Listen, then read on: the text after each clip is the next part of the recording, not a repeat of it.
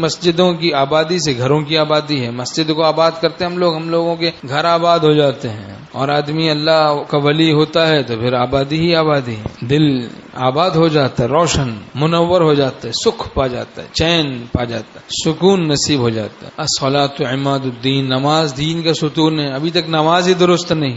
برسا برس ہو گئے ہم لوگوں کو سلوک طے کرتے ہوئے، لیکن ابھی تک نماز بھی درست نہیں ہوئی. نماز قضا کر رہے ہیں. 5 وقت جماعت سے نماز پڑھنے کا بھی اہتمام نہیں. نعمت کی ناقدری کی جاتی ہے تو پھر نعمت چھین لی جاتی ہے. اب اسلام کی کوئی ناقدری کرتا ہے تو پھر دولت اسلام چھین لی جاتی ہے. ایمان کی ناقدری کی جاتی ہے تو ایمان چھین لیا جاتا ہے. یہ گناہ کرنا ایمان کی، اسلام کی ناقدری کرنا ہے. دل کی غذا اللہ کی محبت ہے. اللہ کی رضا سے دل میں جان آ جاتی ہے.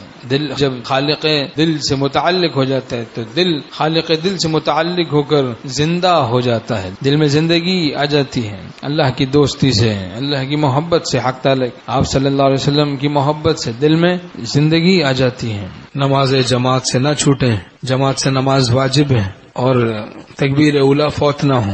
ہمارے شیخ رحمۃ اللہ فرماتے تھے مسبوق نہ بنو، رکعت نہ نکلے. اب دیکھو تو 10 سال سے سلوک طے کر رہے ہیں اور روز کے روز کئی نمازوں میں مسبوق بنے ہوئے ہیں. یہ کیا سلوک طے کیا ہے؟ کیسا اللہ کا تعلق حاصل کیا ہم نے؟